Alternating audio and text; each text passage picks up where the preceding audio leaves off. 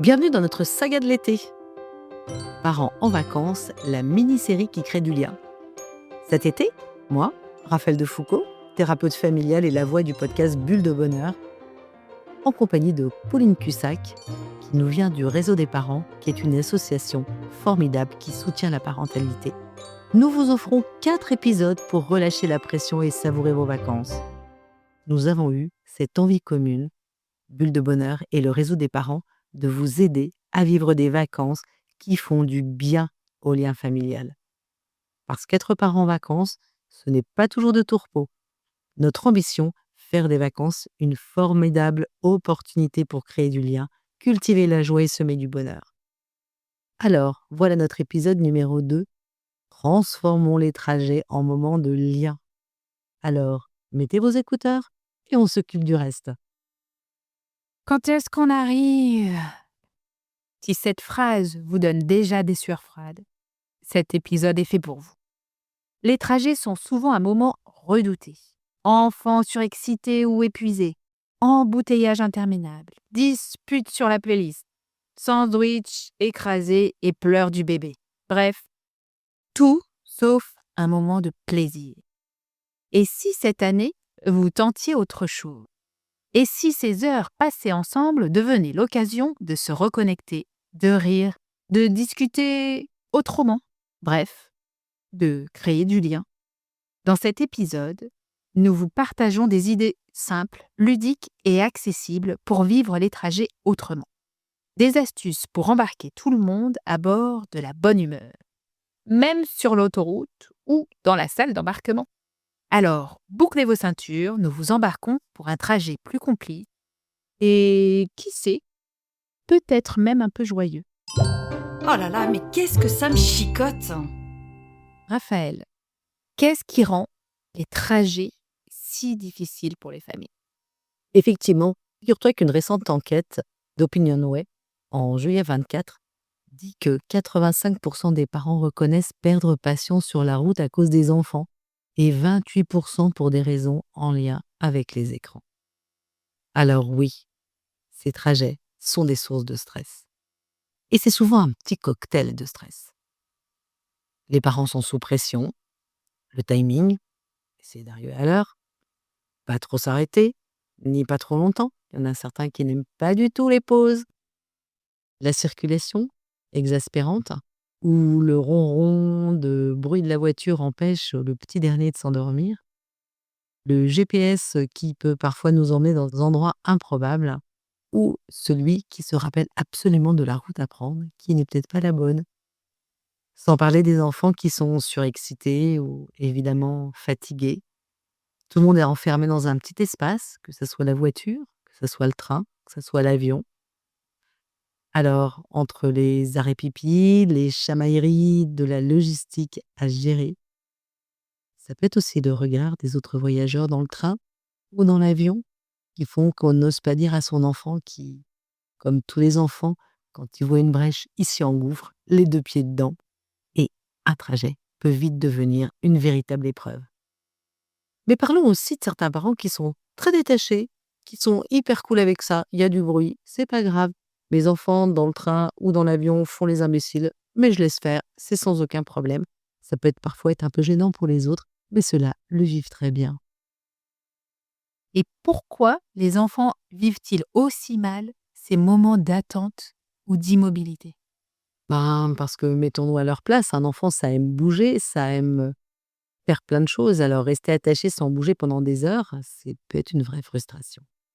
Oui, comme je le disais, ils ont besoin de bouger, de mouvement, ils ont besoin d'être stimulés.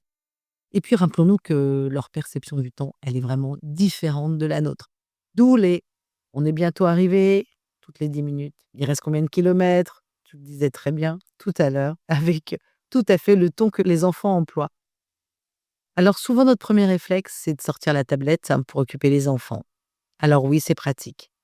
Cependant, attention à ce que regardent les enfants, parce que le film visionné par celui de 13 ans n'est pas forcément adapté pour celui qui en a 5. Attention aux enfants qui enchaînent les films les uns derrière les autres et qui terminent avec les yeux carrés à l'arrivée. Alors oui, les écrans peuvent aider à court terme, Par contre, s'ils sont pas forcément bien utilisés, ils vont isoler les enfants et surtout, ça va venir couper la dynamique familiale. Que disent ces moments aussi tendus un peu, de nous en tant que parents?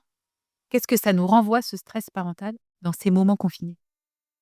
Effectivement, comme, je le disais dans l'épisode précédent par rapport à la préparation des bagages, il se rejoue aussi des choses à l'intérieur de l'habitacle de la voiture.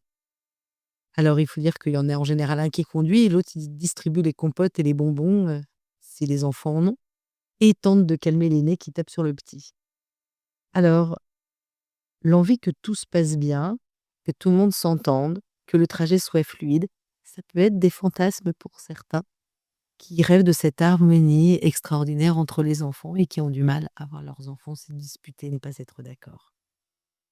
Cependant, sachez que les disputes, l'agitation et les imprévus, ça fait véritablement partie du voyage. Ça peut être aussi notre stress et notre difficulté à lâcher prise ou à accepter que tout ne sera pas forcément parfait. Et c'est OK avec ça. On pourrait aussi parler de temps en temps d'un manque d'anticipation où le départ en voiture démarre et on se rend compte que le plein d'essence n'a pas été fait et que du coup, il faut s'arrêter au bout de 45 minutes quand le petit dernier qui avait pleuré jusqu'alors vient de s'endormir. Effectivement, c'est pas forcément facile et évident. Maintenant, que dirait-on de la patience? Et vous, hein, chers auditeurs, qu'est-ce qu'elle dit de vous, la patience? Allez, je change de regard. Est-ce que tu peux nous dire comment mieux vivre ces trajets? Oui, alors ils prend toujours cette enquête d'OpinionWay, qui est sortie en juillet 24 qui m'a véritablement impactée parce qu'ils disent que près de 60 des parents concèdent manquer d'idées pour occuper leurs enfants lors de longs trajets. Tandis que 76 reconnaissent que leurs enfants passent au moins une partie du trajet sur des écrans pendant les longs trajets. Alors déjà, une première piste, choisissez avec soin l'heure du départ en fonction de votre famille. Si vous avez des enfants en bas âge, choisissez avant une sieste ou évitez de vous arrêter une demi-heure pour le biberon du petit dernier. Avec des enfants un peu plus grands, on peut peut-être avoir un peu plus de souplesse malgré tout. Et puis respectez aussi votre rythme. Certains sont du matin, d'autres du soir. Quand les conducteurs sont du matin, peut-être se lever tôt pour partir peut être la solution. Mais si vous n'êtes pas comme ça, vous êtes plutôt du soir, partez à 20h et arrivez à 2h du matin, c'est pas un problème. Et ce qui est important aussi, c'est de se dire que cet espace que l'on va passer ensemble, c'est important d'essayer d'en faire un espace pour créer du lien, discuter, chanter, rire. Et c'est vrai qu'un trajet ne sera jamais parfait. Par contre, ça peut être un bon souvenir. Et justement, tu parles de créer du lien, mais comment on transforme en fait ce temps de trajet en lien ou en lieu d'échange? Alors oui, il y a plein de petites pistes là que j'ai envie de vous partager. Vivez ces moments comme un temps privilégié pour la qualité de votre vie de famille. Donc, instaurez des moments de partage, de réflexion, de rire, au lieu de laisser chacun s'isoler ou se disperser. Parce que non seulement avant, il y avait une tablette pour la famille, mais maintenant, très souvent, chacun a la sienne. Donc là, on pousse véritablement vers l'individualisme. D'ailleurs, sans compter que celui qui ne conduit pas peut même lui-même être sur son téléphone. En parlant des pistes, vous pouvez par exemple expliquer le plan du trajet et le préparer sur une feuille avec des points de repère. Donc votre enfant va pouvoir visualiser toutes ces étapes que vous allez passer. Vous pouvez découper une grande règle en papier, puis vous mettez à chaque extrémité la ville de départ et la ville d'arrivée. Puis l'enfant peut soit colorier, soit déchirer à chaque étape qui est passée. Vous pouvez être inventif en préparant des collations variées et des surprises. Offrez à vos enfants à ces moments-là des choses qu'ils n'ont pas l'habitude de manger habituellement et qu'ils aiment, évidemment. C'est pas le moment de leur faire le sandwich au brocoli, par exemple. Rappelez-vous que on a le droit aussi de ne rien faire, d'écouter, de regarder par la fenêtre. C'est un bon moyen pour apprendre à observer. Donc, qui va voir un château d'eau? Qui va voir une vache? Qui va voir une voiture blanche? Vous pouvez préparer un sac de voyage. D'ailleurs, l'enfant peut anticiper de préparer lui-même et puis il peut choisir ce dont il a envie et puis ce qui peut aussi travailler tout l'imaginaire des petits personnages avec lesquels il va pouvoir jouer. Vous pouvez aussi préparer un sac surprise avec 2, 3 objets ou des jouets que vous pouvez sortir progressivement qui peuvent être aussi des surprises. Alors bien sûr, évitez les boissons trop collantes, les sucettes avec un enfant de 2 ans qui se termine juste avec, il reste les doigts collés au siège. Alors, tu as commencé à évoquer quelques jeux, mais justement, tu en as à nous proposer qu'on peut vraiment faire dans la voiture, toi qui es une grande fan de jeux et qui en a créé plein. Ah oui, alors, déjà, commençons par 2 minutes de bonheur en famille. Lui fait vraiment la joie de bien des familles dans les voitures. Donc l'idée, vous piochez une carte et chacun répond à la question, parents comme enfants. Donc c'est sympa parce que tout le monde participe et vous allez découvrir un nombre de choses incroyables sur vos enfants et eux sur vous. Et ça, c'est vraiment super sympa. C'est ça qui crée du lien. Vous pouvez faire découvrir à vos enfants les tubes de votre jeunesse, les apprendre, chanter à tue-tête. Vous pouvez profiter aussi de cet espace, pour, poser aussi des discussions qu'on peut retrouver, clairement dans les jeux de 2 minutes de bonheur, en famille. C'est quoi ton meilleur souvenir de vacances? Si tu étais un super-héros en voiture, qu'est-ce que tu ferais? Une autre piste, écouter des livres audio et à la fin de l'écoute, vous pouvez lancer une discussion collective autour de ce moment, autour du personnage, dont on a raconté l'histoire ou autour de l'histoire elle-même. Ces dialogues éveillent le discernement, les aident à exprimer leur point de vue. Donc c'est aussi une belle manière d'enrichir son vocabulaire et puis de développer, notre fameux esprit critique. Il y a aussi plein de jeux collectifs qui sont faciles à faire. Des jeux d'observation, j'en parlais tout à l'heure. Celui qui va voir le cocher d'une église, un panneau de station-service ou alors une personne avec une casquette dans une voiture, un tracteur. Vous pouvez jouer au corbillon. Chacun cite tour à tour un mot qui se termine par «on» jusqu'à épuisement. Jouer à qui je pense, deviner un personnage choisi, répondre par oui ou par non, et c'est véritablement accessible à tous les âges. Le choix des plus jeunes sont souvent inattendus ou trop attendus. Vous pouvez choisir de faire le jeu «Je pense à un animal», la même chose à qui je pense, donc ça peut être aussi amusant. Faire des devinettes, créer des rébus, jouer avec un mot interdit, travailler sur les plaques d'immatriculation, trouver les lettres, deviner les départements. Et est-ce qu'il y a aussi finalement des jeux individuels? Parce que là, on est beaucoup dans le collectif, mais est-ce que tu as aussi des idées de jeux pour faire tout seul? Mais je trouve ça hyper intéressant parce que je trouve que c'est génial de varier, en fait, à la fois du jeu collectif, un peu de nourriture, puis une activité plus individuelle, puis un moment de temps calme. Donc en fait, varier avec, des séquences, c'est pas obligé, le temps calme est pas obligé de durer 3 heures alors que le jeu va durer 5 minutes. Donc varier avec des temps qui sont plus ou moins égaux, histoire de créer du rythme. Alors comme activité plus individuelle, quelque chose qui est amusant, mais c'est pareil, ça nécessite d'anticiper un petit peu. Vous pouvez faire un album photo imprimé et à dessiner.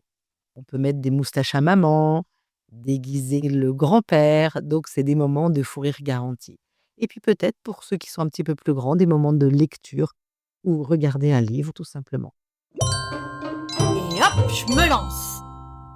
Donc, si j'ai bien compris, même s'il est on arrive quand, j'ai faim, j'ai soif, il reste combien de kilomètres, sans parler des possibles disputes entre frères et sœurs, c'est le lot de quasi tous les voyages. Ces beaux moments partagés peuvent être aussi source de 1000 souvenirs heureux. Ils développent l'intelligence collective, favorisent l'autonomie et la culture générale. C'est un bon combo. Effectivement, avec un peu de créativité, de souplesse et puis peut-être un peu moins d'attente de perfection, les trajets peuvent effectivement devenir un bon moment de vacances. Alors j'aime bien cette phrase de François Cheng qui nous dit que le bonheur est parfois caché dans l'inconnu, mais il est souvent dans la relation que l'on entretient avec les autres. Prochaine étape, on ralentit. Et si les vacances étaient l'occasion de ralentir pour de vrai? Dans notre prochain épisode, on vous propose des pistes concrètes pour trouver un rythme de famille qui respecte les envies de chacun, sans s'oublier soi-même. Notre épisode touche à sa fin. Et oui, Les vacances ne sont pas toujours synonymes de repos quand on est parent. Cependant, elles peuvent devenir un véritable terrain de jeu relationnel, une parenthèse pour créer du lien, un espace pour se reconnecter à l'essentiel. Parce qu'il n'y a pas de parents parfaits ni de vacances idéales. Mais il y a des façons de vivre ensemble, plus douces, plus joyeuses, plus conscientes. Et si ce podcast vous a parlé, fait sourire ou réfléchir, n'hésitez pas à le partager, à en parler autour de vous. Les bonnes ondes, c'est fait pour circuler. À la semaine prochaine! À la semaine prochaine!